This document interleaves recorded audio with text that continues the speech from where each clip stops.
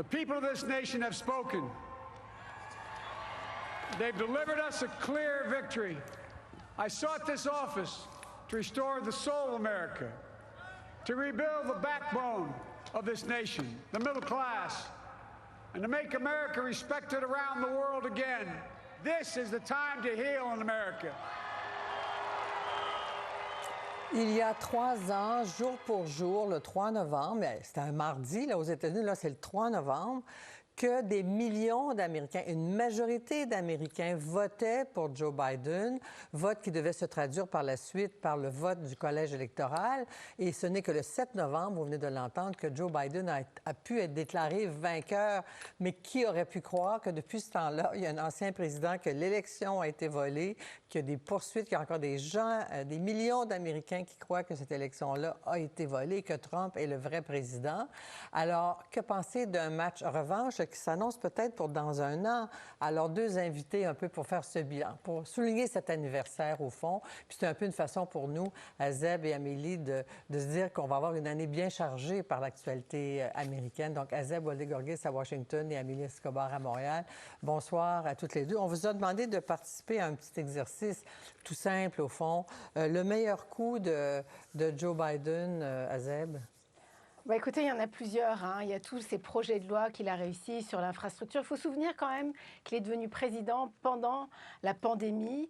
Donc, il fallait qu'il règle déjà tout ça sur la pandémie. Donc, il a fait voter cette loi, plusieurs milliards de dollars pour que les gens puissent être vaccinés. Ensuite, sur l'infrastructure, tout un autre projet de loi qui a réussi. Il a fait passer plusieurs législations.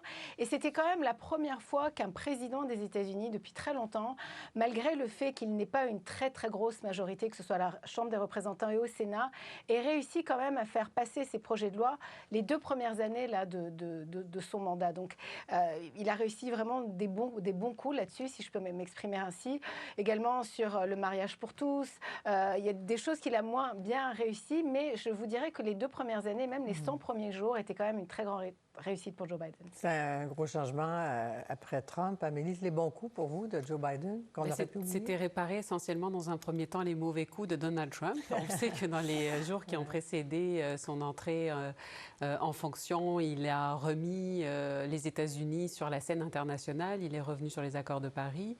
Et évidemment, Joe Biden, comme Azeb le disait, il a réussi un exploit dans le contexte de polarisation partisane qu'on vit aujourd'hui, à faire voter des lois bipartisanes, donc aller chercher l'appui des républicains sur des lois fondamentales qui ont permis notamment à la classe moyenne américaine de souffler un peu après la pandémie.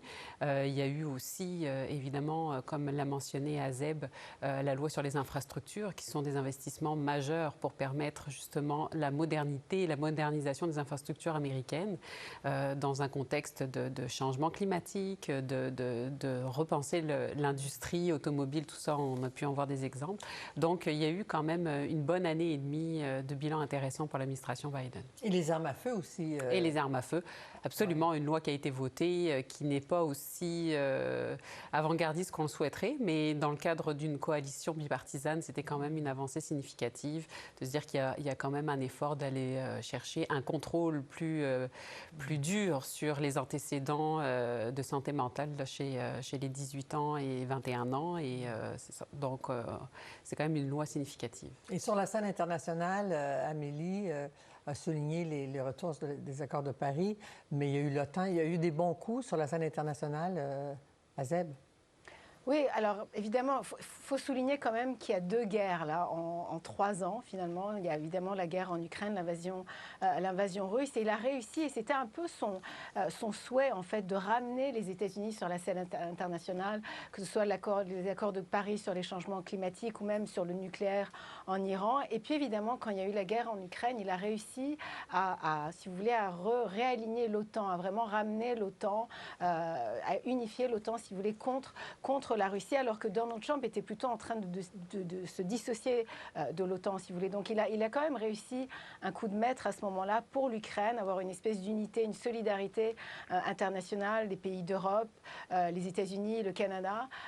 Et ça, pour ça a été une grande réussite pour Joe Biden. Et je voulais revenir aussi sur le contrôle des armes.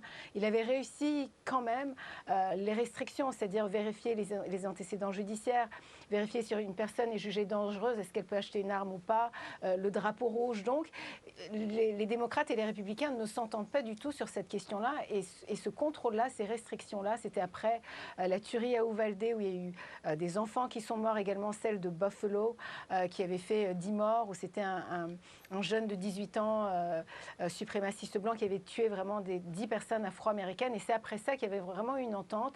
Et ils ne s'étaient pas entendus depuis 30 ans. Donc, comme le disait Amélie, c'était vraiment une entente, une régulation bipartisane qui s'était faite. Et ça, c'est quand même une des grandes réussites de Joe Biden. Sans doute sa longue carrière, sa grande expérience, il s'est toujours vanté de pouvoir accomplir des choses grâce à cette alliance ponctuelle entre les deux partis. On a l'impression peut-être que maintenant, ce n'est plus possible.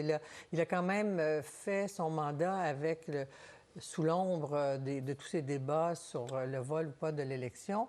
Et ça nous amène à parler peut-être de ces mauvais coups à Biden, Amélie. Oui, puis une chose aussi, avant de passer au mauvais coup, des bons coups de Joe Biden, c'est aussi la nomination de la première femme afro-américaine à la Cour suprême. Donc ça aussi, c'était un accomplissement significatif. Mais pour revenir sur les mauvais coups... qui vivent avec les dernières nominations de Donald Trump, Kavanaugh et... Exactement, qui a fait quand même basculer la Cour suprême avec une majorité très conservatrice, on le sait, avec des décisions qui ont été fort controversées.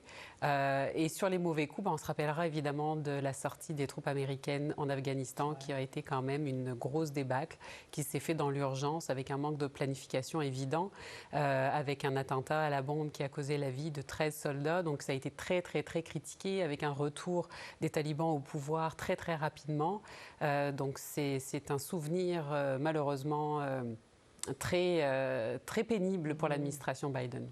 Et c'est peut-être ce qui lui fait dire à M. Biden maintenant, à Israël, de ne pas commettre les erreurs au lendemain du 11 septembre, alors qu'on a envahi l'Afghanistan et l'Irak. Pour vous, les mauvais coups, c'est quoi?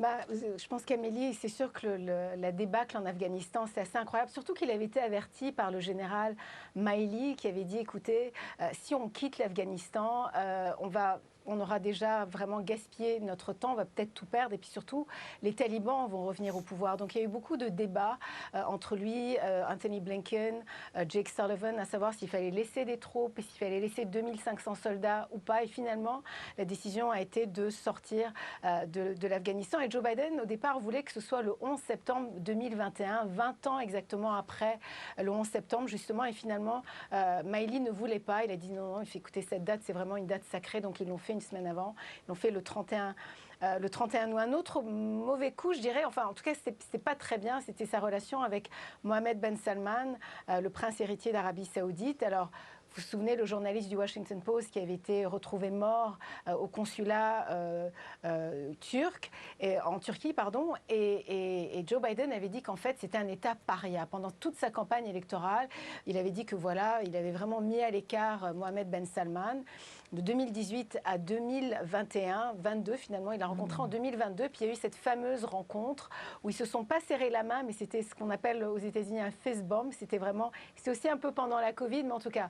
Et tous les journaux ont dit que c'était extrêmement honteux, que c'était pire qu'une poignée de main. Tout d'un coup, ils devenaient amis parce qu'il en avait besoin. D'une part, parce que le pétrole, il voulait que les prix du pétrole baissent. Et après cette rencontre-là, Mohammed Ben Salman s'est tourné vers Vladimir Poutine et a vraiment fait faux bond finalement à Joe Biden en coupant en fait la production de pétrole d'environ 2 millions de barils par jour, et il s'est associé plus avec Vladimir Poutine qu'avec Joe Biden. Et là, ça a été vraiment une gifle là pour Joe Biden, malgré les efforts qu'il a fait, malgré toutes les critiques qu'il a eues, parce qu'il le rencontrait alors que la CIA avait dit qu'il était responsable de la mort de ce journaliste. Et pour vous, Amélie, dans la même foulée, les mauvais coups?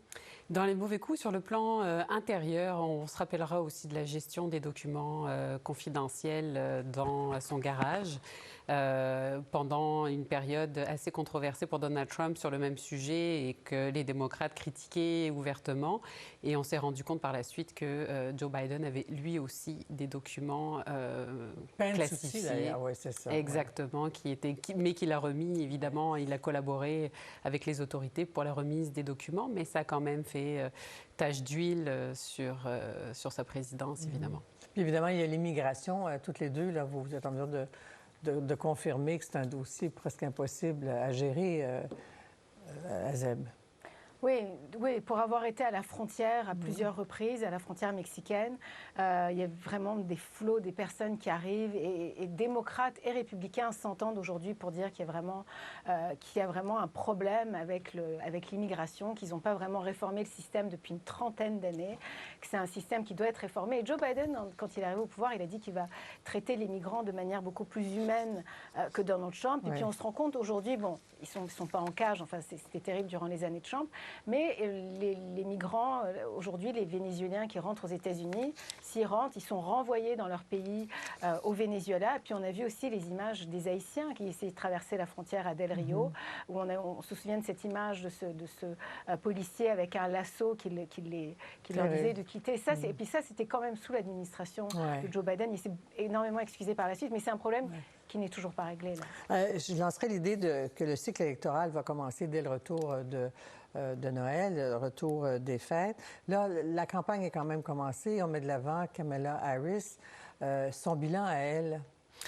On l'a moins vu que ce qu'on espérait. C'est sûr que pendant la campagne présidentielle en 2020, on mettait beaucoup d'espoir dans Kamala Harris comme une alternative très forte à Joe Biden s'il décidait de ne pas se représenter pour un deuxième mandat. Elle s'est fait relativement discrète, mais elle a eu quand même un rôle d'influence très important.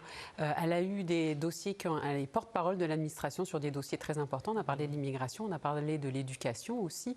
Elle est aussi à la tête du bureau qui a été créé là au niveau fédéral pour justement superviser tout ce qui est les législations en lien avec les restrictions des armes à feu.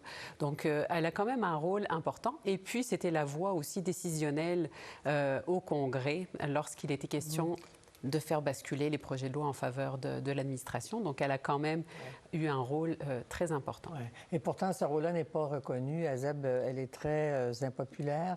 Il y en a qui entrevoient le fait que si M. Biden ne finit pas le prochain mandat, ça pourrait être elle qui devient président. Et ça, c'est les munitions des républicains. Sur la chaîne Fox News, ils disent attention, si vous élisez Joe Biden, il a 81 ans dans 1 ou 2 semaines, ça va être Kamala Harris. Elle est extrêmement populaire si on regarde les sondages. Et c'est ça qui est assez étonnant. Elle dégringole là dans les sondages. Elle est environ à 37% des gens qui trouvent qu'elle ne fait pas un bon travail, qui ne sont pas du tout en approbation avec Kamala Harris. Et c'est la même chose pour Joe Biden aussi. Alors qu'il a quand même réussi beaucoup de choses. Ses projets de loi, que ce soit sur l'infrastructure, réparer les ponts, les routes, etc., ou même l'environnement. Il a mis 500 milliards de dollars là-dessus. Donc, il a donné beaucoup, mais il reste quand même aussi très impopulaire. Donc, ce serait intéressant de voir qu'est-ce qui va se passer dans les prochains mois, parce qu'il est aussi impopulaire que l'était Lyndon Johnson ou que l'était Gerald Ford, ou tous ces présidents finalement qui n'ont pas réussi à faire un deuxième mandat. Alors, très bien, toutes les deux, merci beaucoup. Ça va être passionnant à suivre, parce que les sondages les mettent au coude à coude quand même. Puis il y en a plusieurs qui parient sur le fait que ni l'un ni l'autre sera sur le ticket. On verra bien si Trump et Biden, c'est un match revanche. Merci Azeb, merci Amélie, c'était fort passionnant de vous entendre. Merci de votre expertise. Merci. Merci, au revoir.